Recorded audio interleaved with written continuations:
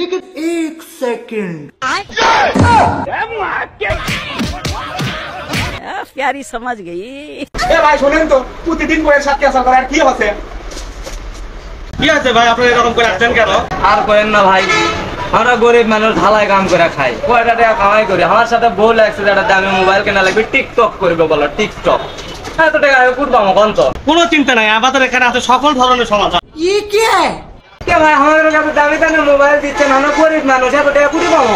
কোনো দুশ্চিন্তা নয়, আমাদের এখানে কিস্তির মাধ্যমে আপনারা ফোন নিতে পারবেন মাত্র 15% থেকে শুরু করে 20% টাকা দিয়ে এখান থেকে কিস্তির মাধ্যমে যে কোনো দামি ফোন নিতে পারবেন। ভালো তো সিস্টেম, কিস্তির উপর পাওয়া যায়।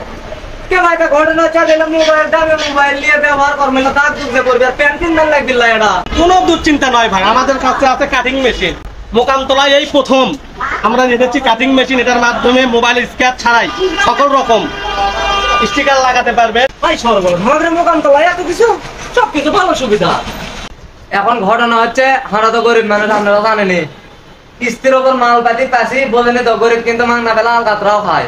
কিস্তির ওপর পাশি সারা বোঝায় কান্দে নিয়ে চলে যাচ্ছে। হ্যাঁ, তো আপনাদের যদি লাগে তাহলে আমাদের এই মোকামতলা এই রংধনু ইলেকট্রনিক্স হচ্ছে 2 তলা, তারপর নিচে হচ্ছে মোবাইল গ্যালারি, দামি দামি মোবাইল মাথা নষ্ট। আপনারা আসবেন আমাদের মোকামতলা, আমার বড় ভাই হয়, ঠিক আছে? এলে কলে মিশে তো যাদের লাগবে নিয়ে আসেন, মেলা জিনিস পাতি লিছি। হ্যাঁ আসেন, আমরা এটা আসেন মোকামতলা।